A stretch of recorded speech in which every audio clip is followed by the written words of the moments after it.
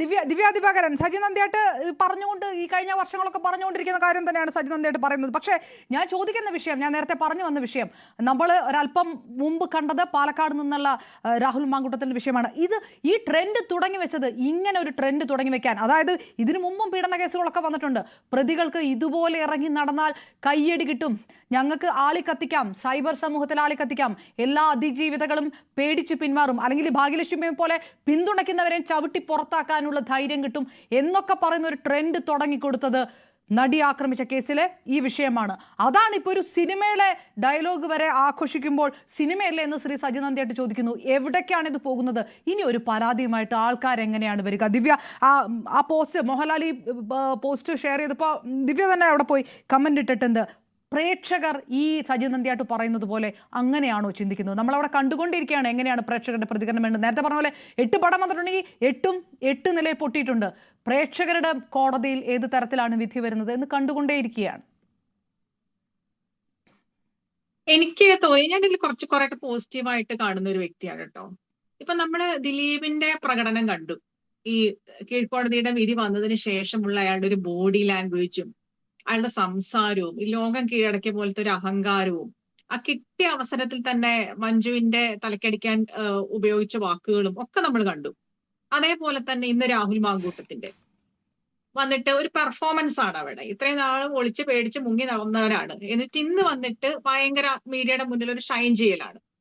പക്ഷെ ഇതൊക്കെ സത്യത്തിൽ ഇവരുടെ ഉള്ളിലുള്ള ഭീരുത്വം, ഇവരുടെ ഉള്ളിലുള്ള കള്ളത്തരം ഒക്കെ മറച്ചു വെക്കാൻ വേണ്ടിയിട്ടുള്ള ഒരു ഓവർ പെർഫോമൻസ് മാത്രമാണ്. അല്ലാതെ ആക്ച്വലി ഇവര് ജനങ്ങളുടെ ഉള്ളിൽ ഒരു സ്ഥാനമുണ്ടെന്ന് ഇവർക്ക് സ്വയം തോന്നിയത് കൊണ്ടൊന്നും അല്ല. അപ്പൊ നമ്മൾ കണ്ടു ദിലീപ് ഇപ്പൊ ഇത്രയും വർഷമായിട്ടുള്ള ദിലീപിന്റെ ഒരു അമിത ആത്മവിശ്വാസം കാണിക്കലും അതിന്റെ പീക്ക് ലെവലാണ് ഇപ്പൊ നമ്മൾ കഴിഞ്ഞ ദിവസം കണ്ടത്. പക്ഷെ സത്യം അതല്ല എന്നുള്ളത് നമ്മൾ സോഷ്യൽ മീഡിയ എടുത്തിട്ട് വെറുതെ ഓരോ പോസ്റ്റിനിടയിലെ കമന്റുകളൊന്ന് വായിച്ചു നോക്കിയാൽ മതി. ഇപ്പൊ ഇന്ന് തന്നെ ഇപ്പൊ അപർണ പറഞ്ഞു മോഹൻലാല് ഷെയർ ചെയ്തിട്ടുണ്ട് ബബ്ബ സിനിമയുടെ ട്രെയിലർ, മോഹൻലാലും അതിൽ അഭിനയിച്ചിട്ടുണ്ട്.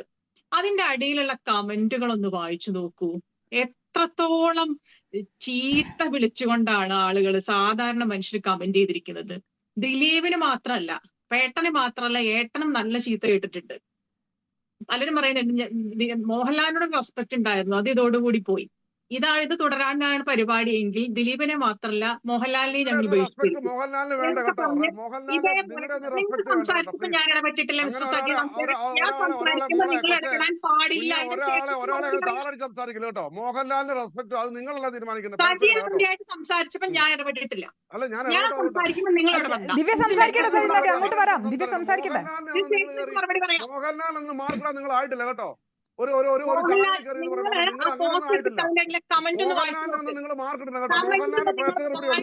പൊതുജനങ്ങളുടെ വികാരം എന്താ നിങ്ങൾക്ക് ആ കമന്റ് ബോക്സ് വായിച്ചു നോക്കിയാൽ ഇഷ്ടപ്പെടുന്നവരാ കേട്ടോ. പഠിച്ചു പോയി. ഞാൻ പറഞ്ഞതിന് ശേഷം നിങ്ങൾക്ക് മറുപടി പറയാം. ജനങ്ങളുടെ വികാരം എന്താണെന്ന് അറിയണമെങ്കിൽ നിങ്ങൾ മോഹൻലാൽ ഷെയർ ചെയ്ത ട്രെയിലറിന്റെ അടിയിൽ പോയിട്ട് ആ കമന്റ് ബോക്സ് ഒന്ന് വായിച്ചു നോക്കും. ഇതൊരു ഉദാഹരണം. മൈക്കൊന്ന് ഓഫ് ചെയ്യാം, അല്ലെങ്കിൽ ഞാൻ വഴി പോവാണ്, എനിക്ക് വയ്യത് സംസാരിക്കാൻ സമ്മതിക്കില്ലെങ്കിൽ പിന്നെ എന്താ?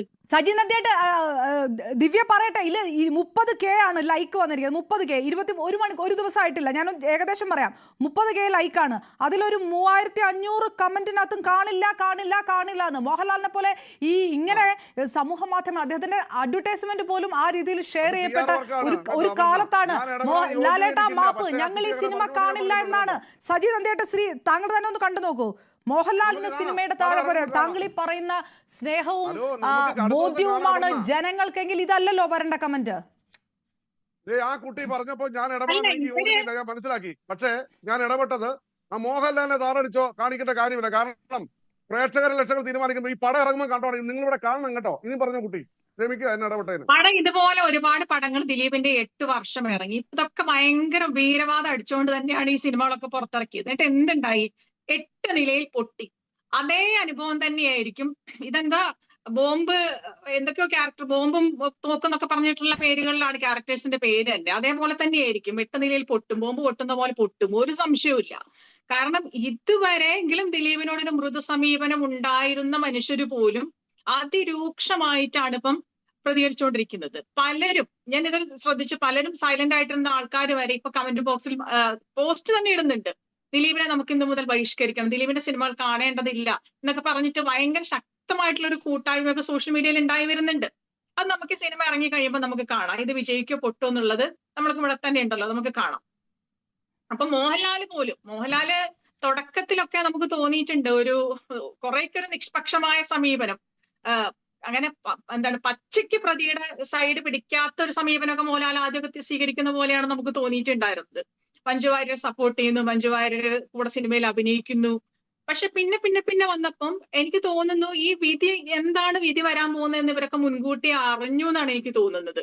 മോഹൻലാലിന്റെ മകളുടെ സിനിമ, അതിന്റെ പൂജാ സമയത്ത് ദിലീപ് അവിടെ മുഖ്യ അതിഥിയാണ്. ദിലീപിന്റെ കൂടെ ഇദ്ദേഹം സിനിമ ചെയ്യുന്നു, ബബബായില് ഒരു റോള് ചെയ്യുന്നു. ഇതേപോലെ പരസ്യമായിട്ട് ദിലീപിനെ പ്രൊമോട്ട് ചെയ്യാൻ മുന്നോട്ട് വരുന്നു. അപ്പം ഇതൊക്കെ ശരിക്ക് പറഞ്ഞു കഴിഞ്ഞാല് ഇവരാരാണോ വിജയിക്കാൻ സാധ്യതയുള്ളത് എന്ന് നോക്കിയിട്ട് അവരുടെ പക്ഷം പിടിക്കുകയാണ്. തുടക്കത്തിൽ ദിലീപിനെതിരെ ശക്തമായ ഒരു പൊതുജന വികാരം ഉണ്ടായിരുന്നു. ദിലീപ് പ്രതിയാണ് എന്നുള്ള രീതിയിൽ കാര്യങ്ങൾ വന്നു. അപ്പൊ ആ സമയത്ത് മഞ്ജു വാര്യരുടെ സൈഡ് പിടിച്ചിട്ട് അല്ലെങ്കിൽ ഒരു നിഷ്പക്ഷ സമീപനം പിടിക്കുന്നതാണ് നല്ലതെന്ന് അന്ന് മോഹൻലാലിന് തോന്നി. ഇപ്പൊ മോഹൻലാൽ കളം മാറ്റി ചവിട്ടിക്കൊണ്ടിരിക്കുകയാണ്.